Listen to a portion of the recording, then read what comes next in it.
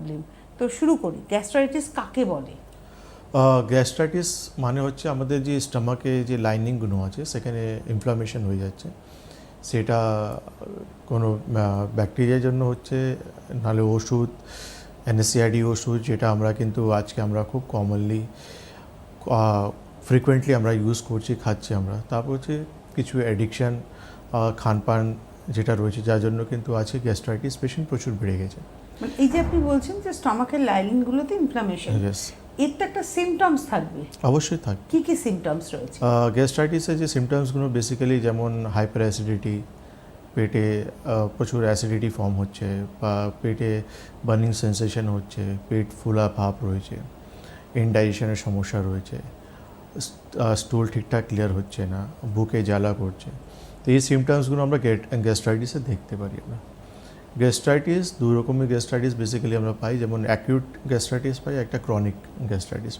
Acute gastritis just কিছু কারণের জন্য হলো আমাদের, তার একটা লাইফস্টাইল আমরা চেঞ্জ করলাম, খানপান কিছু চেঞ্জ করলাম, আর একটা ম্যানেজমেন্টে আমরা ঠিক হয়ে গেলাম।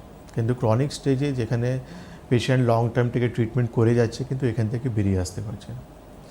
তো খুব ইম্পর্ট্যান্ট রয়েছে ক্রনিক কেসেসে যেটা পেশেন্টদেরকে প্রপার ট্রিটমেন্ট অ্যান্ড ম্যানেজমেন্ট দরকার।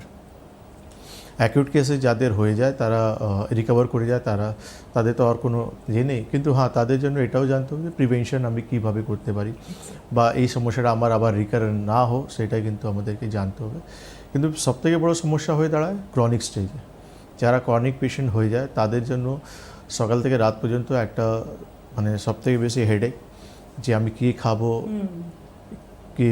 কীভাবে থাকবো, বা আমার সারাদিনের শিডিউল কীরকম থাকবে, তাদের জন্য একটা বড় হেডেক হয়ে যায়। সেই জন্য আজকে গ্যাস্ট্রাইটিস নিয়ে একটু ডিসকাস করতে চাই। ওকে, তো এই গ্যাস্ট্রাইটিসের ক্ষেত্রে মানে প্রথম যে সমস্যাটার সিমটমসের কথা আপনি বললেন, মানে আমার যেটা প্রশ্ন, যে একটা তো স্টেজেস থাকবে, প্রত্যেকটা রোগেরই তো একটা স্টেজ 1 স্টেজ 2 থাকে, এর স্টেজ 1টা কী রয়েছে? বেসিক্যালি এখানে আমি দুটো টাইপ বললাম, এখানে স্টেজেস না, এখানে টাইপস রয়েছে, অ্যাকিউট অ্যান্ড ক্রনিক। আচ্ছা, অ্যাকিউট অ্যান্ড ক্রনিক, অ্যাকিউট মানে আমার দেখা গেল আজকে দুপুরবেলা খাবার বা রাত্রেবেলা খাবার বা যে কোনো কারোর জন্য 24 ঘন্টা এই সমস্যাটা আমার হলো, আর তারপর ভ্যানিশ হয়ে গেল, আমি একটা ট্রিটমেন্ট এটা হচ্ছে নিলাম। Acute cases. ক্রনিক কেসেস যেটাটা দীর্ঘদিন, মাসের পর মাস, দিনের পর দিন মানুষ ট্রিটমেন্ট করাচ্ছে কিন্তু পুরোপুরি এখান থেকে বেরিয়ে আসতে পারছে না। এই দুটো টাইপস আমরা খুব কমনলি গ্যাস্ট্রাইটিস কেসেসে দেখি আমরা। ক্রনিক কেসেসটাই বেশি হেডেকের সমস্যা হয়ে যায়, কেন কি আপনার স্টমাকে কন্টিনিউয়াসলি একটা ইরিটেন্স তৈরি হচ্ছে, সেটা এইচ পাইলোরি ব্যাকটেরিয়ার জন্য হতে পারে, বা আপনি লং টাইম যখন একটা এনএসএআইডি ওষুধ খাচ্ছেন তার জন্য হতে পারে। তো ন্যাচারালি যে আপনার লাইনিং রয়েছে, সেই লাইনিংটা কিন্তু আমাদের ইস্টের স্টমাকে যে অ্যাসিডগুলো থাকে তার থেকে কিন্তু প্রোটেক্ট করে আমাদের। কিন্তু যখন কোনো কারণে যেন এই লাইনিংগুলো কিন্তু ইনফ্লামেশন হয়ে যাচ্ছে বা লাইনিংগুলো ড্যামেজ হয়ে যাচ্ছে, তো ন্যাচারালি আমাদের কিন্তু সেই জায়গাটা কিন্তু পুরো ওপেন হয়ে যাচ্ছে, ডাইরেক্টলি কন্ট্যাক্টে চলে আসছে আমাদের অ্যাসিডের সঙ্গে। তখন কিন্তু আমাদের কমপ্লিকেশন হিসাবে আলসার হওয়ার চান্সেস বেড়ে যায়, সেটা কিন্তু খুবই ডেঞ্জারাস।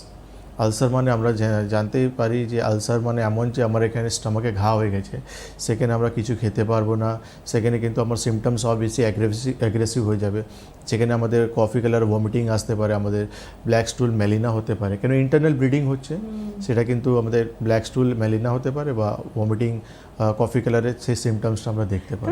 অ্যাকিউট কেস যদি আমরা ট্রিটমেন্ট না করি, ওটাকে যদি আমরা ফেলে রেখে দিই, তাহলে কিন্তু সেটাই ক্রনিকের দিকে ধীরে ধীরে চলে যেতে পারে। অবশ্যই আপনি অ্যাকিউট স্টেজেও আপনি ঠিকঠাক ট্রিটমেন্ট করলেন না, বা তাকে রিকভার করতে পারলেন না, সেটাও কিন্তু আস্তে আস্তে ক্রনিক স্টেজে চলে যেতে পারে। তারপরে এর পিছনে কারণটা একটা হচ্ছে মানে ওই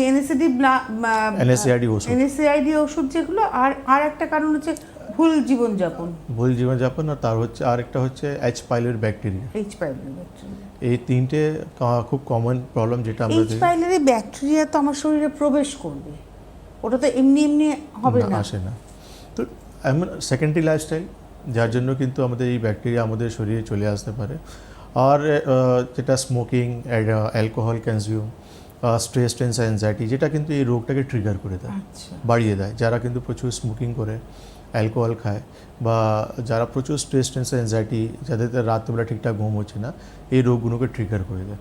তো এই জন্য এই রোগটাকে বোঝা আর রোগটাকে আপনার প্রিভেনশনটাও জানা আর লাইফস্টাইলটাকে চেঞ্জ করা, প্রপার মেডিকেশনে আমরা এই রোগটাকে পুরোপুরি কমপ্লিট কিওর করতে পারি।